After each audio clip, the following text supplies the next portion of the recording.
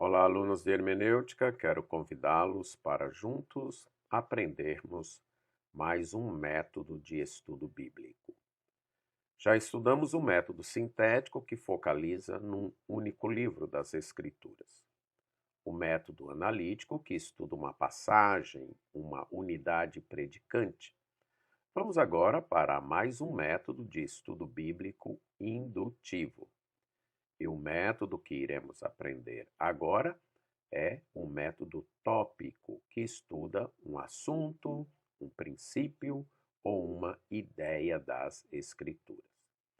Vamos para a nossa sala de aula e aprendermos um pouco mais sobre este método, que tem como objetivo sumarizar o ensino bíblico sobre um determinado assunto, ver tudo o que a Bíblia diz sobre um assunto. Neste método, ele pode ser classificado pelo modo como você aborda o assunto. O modo literal, você vai procurar palavras e frases como aparecem na Bíblia. E o modo analógico, ideias, fatos, sentimentos, princípios ou doutrinas sem se prender a termos específicos. Vamos ilustrar para deixar mais claro. Você pode, por exemplo, querer estudar o que a Bíblia diz sobre a palavra suplicar ou súplica, ou fazer um estudo analógico sobre a oração. Sobre súplica, você se prenderia só ao verbo suplicar ou ao substantivo súplicas. Sobre oração, você iria ver todos os termos que tratam de oração. O método também é classificado quanto à abrangência. Se você vai estudar tudo o que a Bíblia diz, ou só o Antigo, o Novo, uma seção, um livro, ou mesmo o que a Bíblia diz num determinado período de tempo. Vamos para mais um exemplo para que esta classificação quanto à abrangência fique clara.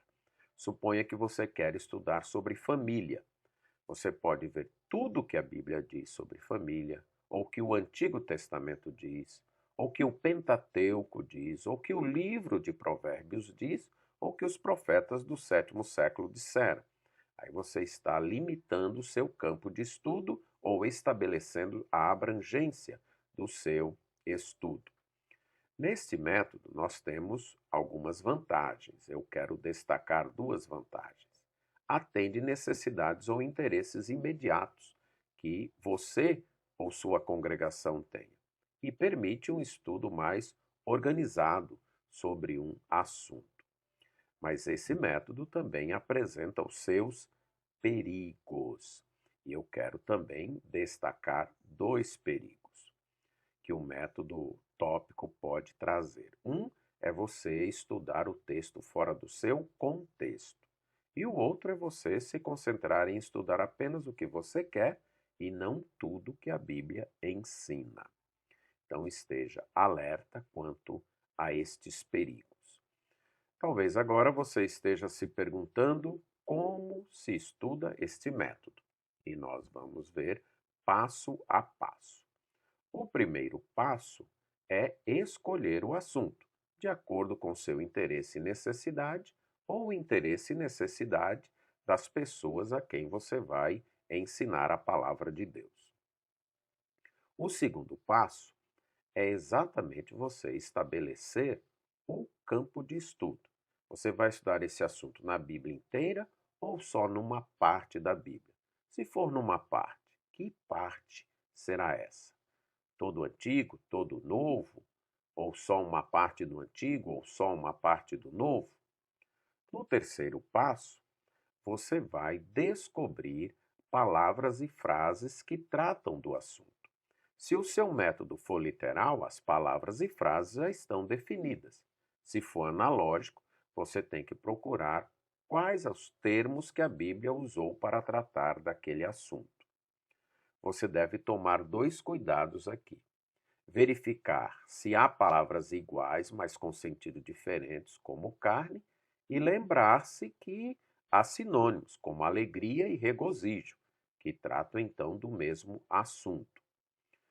No quarto passo, que é o que a gente vai ver agora, você vai então procurar e reunir as passagens bíblicas que tratam daquele assunto que você escolheu. E para isso você vai precisar de algumas ferramentas. As notas de rodapé de sua versão bíblica podem lhe ajudar. Livros de referência como chave bíblica, concordância, dicionários bíblicos, bíblias anotadas e também programas de computador que você já viu que nós podemos utilizar para estas pesquisas. Com estas ferramentas, você então poderá saber quais passagens bíblicas tratam daquele assunto. Vamos dar um exemplo rápido desses 4 passos. Eu escolho o assunto família, estabeleço o limite, que é nas cartas de Paulo de prisão, vejo as palavras que Paulo utilizou para tratar disso e descubro 2 passagens bíblicas, Efésios e Colossenses, nas cartas de prisão, que Paulo trata do assunto. Feito isso, vamos para o quinto passo, que é você aplicar o método sintético em cada livro onde se encontra as passagens. Então, no meu caso, tem o livro de Efésios, que nós vimos que nas cartas de prisão, Paulo trata em Efésios sobre a família, então eu vou fazer um estudo sintético do livro de Efésios. E tem também o livro de Colossenses. Neste livro, Paulo também tratou da família. Eu vou fazer um estudo sintético também nesse livro. Então, eu vou fazer 2 estudos sintéticos, se o meu assunto for família, nas cartas de prisão de Paulo.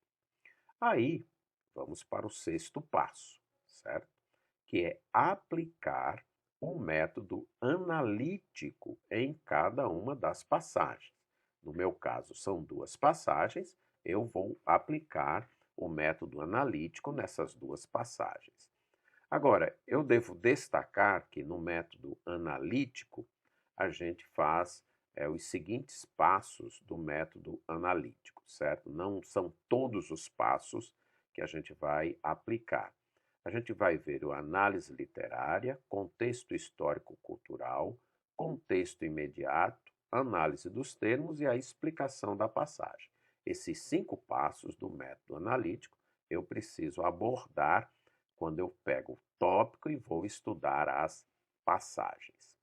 Depois que eu fiz isso, o sétimo passo é fazer uma pesquisa em literatura extra-bíblica, em dicionários bíblicos sobre o assunto, para ver o que eles acrescentam ou podem acrescentar àquilo que eu já pesquisei.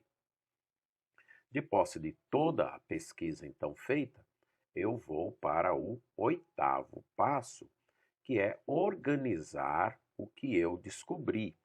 E aí eu vou fazer isso colocando a ideia principal, colocando-a numa oração completa, a ideia exegética, e as ideias de apoio. Por exemplo, família. Deus tem princípios para a família. Vamos supor, seria minha ideia principal. E as ideias de apoio seriam os deveres da esposa, do marido, dos filhos, dos pais e assim por diante. O nono e último passo é fazer as aplicações, ver como o que eu descobri, estes ensinos, transformam minha vida e a vida das pessoas a quem eu vou ministrar a palavra de Deus.